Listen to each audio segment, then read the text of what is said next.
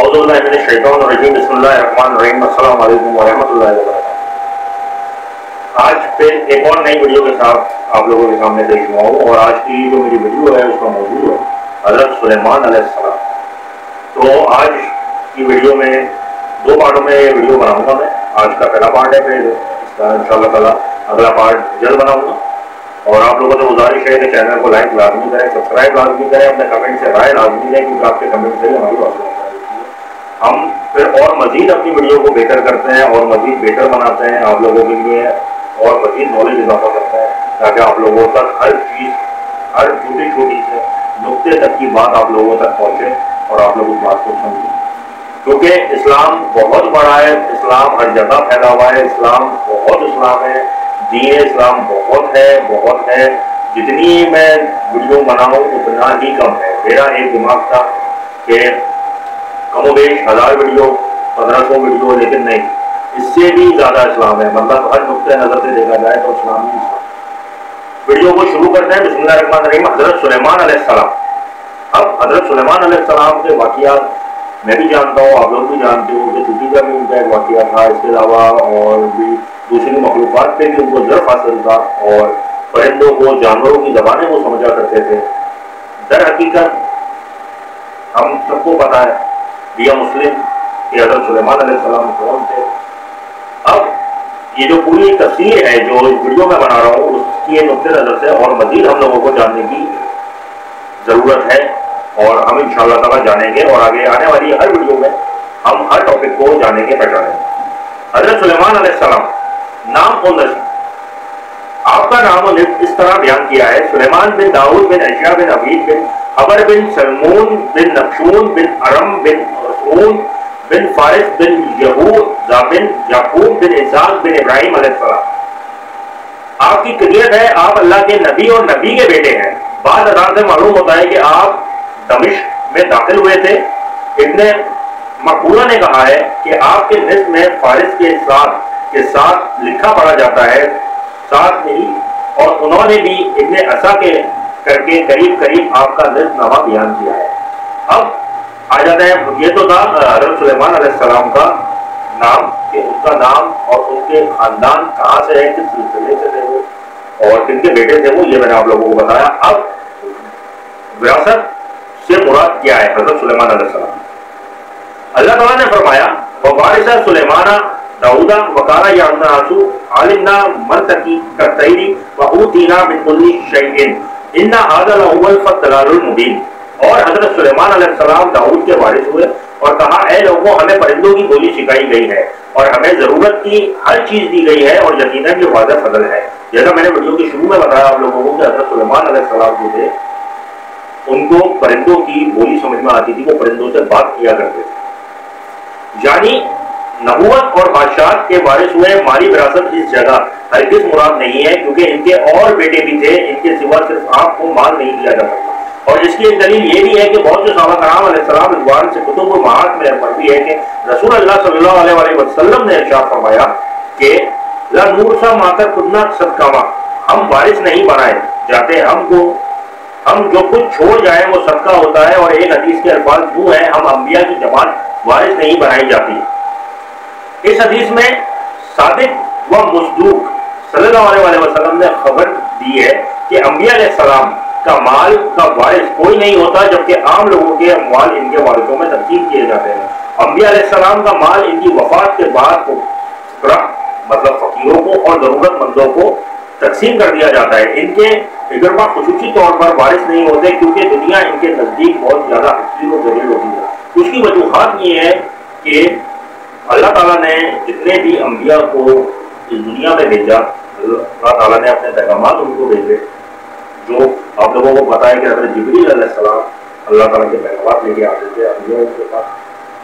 تو اللہ تعالیٰ کو ان کے وارثوں سے مراد یہ ہے کہ بعد میں جب اللہ تعالیٰ کا حکم ان پہ ہوتا تھا اور اللہ تعالیٰ کے حکم کی وہ تعمیل کرتے تھے، وہ اپنے وارثوں کو پیدا کرتے تھے، جیسے بیٹے، بیٹیاں وغیرہ وہ پیدا کرتے تھے۔ پھر ان کے لیے اللہ تعالیٰ، ظاہر بات ہے ایک انبیاء ایک نبی ہے، اللہ تعالیٰ ان کو ہر چیز سے نواز دیا کرتا تھا، جائیداد وغیرہ سے نہیں، تعلیمات سے، معجزات سے۔ سب سے بڑا جو ان کو خزانے سے بھی دولت سے بھی ان سے سب سے زیادہ جو عظمت والی چیز ہوتی تھی وہ ان کے معجزات ہوتے تھے جو اللہ تعالیٰ ان کو وعدہ ہے۔ اب ظاہر بات ہے کہ ایک انبیاء ایک نبی ہیں وہ اپنے معجزات اپنی اولادوں کو نہیں دیتے کیونکہ اللہ تعالیٰ ان کو خود کچھ نہ کچھ دیتا تھا۔ تو یہ بات ساری ان چیزوں سے آ جاتی ہے کہ اب ظاہر بات ہے معجزات کسی عام بندے کو نہیں دیے جاتے۔ تو جتنے بھی انبیاء جتنے بھی صحابہ جتنے بھی نبی گزرے ہیں ان سب کا یہی بات جو تفسیر ہے جو اس میں ابھی میں نے بیان کیا آپ لوگوں کو، تو وہ یہی ہے۔ آگے چلتے ہیں۔ جیسے اس ذات کے یہاں اس کو کوئی قدر و قیمت نہیں ہوئی جس نے اس کو رسول بنایا، ان کو اپنے پیغامات سے پہنچایا اور ان کو منتخب کیا اور اپنی مخلوق پر ان کو فضیلت عطا فرمائی۔ اللہ تعالیٰ نے اپنے کلام پاک میں حضرت سلیمان علیہ السلام کی بات فرمائی ہے کہ اے لوگوں، ہمیں پرندوں کی بولیاں سکھائی گئی ہیں اور ضرورت کی ہر چیز ہمیں دی گئی ہے۔ یعنی سلیمان علیہ السلام پرندوں کی بولیاں جانتے تھے اور پرندوں کے مقاصد اور ارادوں سے لوگوں کو آگاہ کرتے تھے۔ حافظ ابو بکر بہیقی نے اپنے سندھ کے ساتھ ابو مالک سے بیان کیا ہے کہ حضرت سلیمان علیہ السلام نے نر چڑیا کے پاس سے گزرے جو ایک مادہ چڑیا کے گرد گھوم رہا تھا۔ آپ نے فرمایا کہ کیا جانتے ہو کہ وہ کیا کہتا ہے؟ انہوں نے کہا کہ اے اللہ کے نبی وہ کیا کہتا ہے؟ آپ نے فرمایا کہ یہ چڑیا اسے اپنے ساتھ شادی کرنے کی دعوت دے رہا ہے اور اسے کہہ رہا ہے کہ تو میرے ساتھ شادی کر لے تو دمشق کے جس بلا خانے میں چاہے گی میں تجھے رہائش دلا دوں گا۔ سلیمان علیہ السلام نے فرمایا کہ یہ اس لیے کہ مصر کے مکانات پتھر سے بنے ہوئے ہیں اور وہاں کوئی آباد نہیں ہو سکتا تھا، لیکن دعوت نکاح دینے والا کوئی بھی ہو وہ جھوٹا ہوتا ہے۔ حافظ ابن عساکر نے بھی بریکی سے مذکورہ بات نقل کی ہے۔ حضرت سلیمان علیہ السلام ان کے علاوہ باقی جانداروں اور باقی مخلوقات کی بھی بولیاں جانتے تھے۔ یہ بات میں نے آپ لوگوں کو پہلی ویڈیو میں بتا دی تھی۔ اس کی دلیل اس آیت کے بعد والے الفاظ ہیں کہ وَآتَيْنَا مِن كُلِّ شَيْءٍ، اور مجھے ہر چیز دی گئی ہے، یعنی ہر وہ چیز جس کی بادشاہ کو ضرورت ہوتی ہے۔ الات عرب جنوں انس کے لشکر اور جماعتیں، پرندوں کے جھنڈ، درندوں کی ٹولیاں، شیاطین، علوم، دفنون اور طاقت و سامت مخلوقات کے مافل ضمیر کو بیان کرنا، مخلوق کے پیدا کرنے اور زمین و آسمان کو بنانے والے کی طرف سے یقیناً یہ واضح فضل ہے۔ جو بات میں نے آپ لوگوں کو ابھی وراثت سے وضاحت کی تھی وہ بات سامنے آتی ہے۔ اللہ تعالیٰ فرماتے ہیں وَعَاشَرَ لِسُلَيْمَانَ جُنُودَ الصَّالِحِينَ، سورہ نمل آیت نمبر 17 سے 19۔ اور سلیمان علیہ السلام کے لیے جنوں اور انسانوں اور پرندوں کے لشکر جمع کیے گئے۔ یہ میں آپ کو آیتوں کا جو مفہوم ساتھ دیتا ہوں اور اس کی جو تحریر بتاتا ہوں کہ یہ فلانی فلانی آیت سے لیا گیا ہے، تو وہ اس لیے بتاتا ہوں کہ اگر میری بات یا میرا بیان یا میری کوئی دینی بتائی ہوئی بات یا اسلامی بات آپ لوگوں کو جھوٹی لگے تو آپ وہاں سے پڑھ سکتے ہیں، جو اس بات کی تصدیق ہے، اس بات کا پروف ہے۔ اور سلیمان علیہ السلام کے لیے جنوں اور انسانوں اور پرندوں کے لشکر جمع کیے گئے اور وہ قسم بار کیے جاتے ہیں، یہاں تک کہ جب چوٹیوں کے میدان میں پہنچے تو ایک چوٹی نے کہا کہ چوٹیوں اپنے اپنے بالوں میں داخل ہو جاؤ، بلوں میں داخل ہو جاؤ، اپنے اپنے بلوں میں داخل ہو جاؤ، کہیں ایسا نہ ہو کہ سلیمان اور اس کے لشکر تم کو کچل ڈالے اور ان کو خبر بھی نہ ہو۔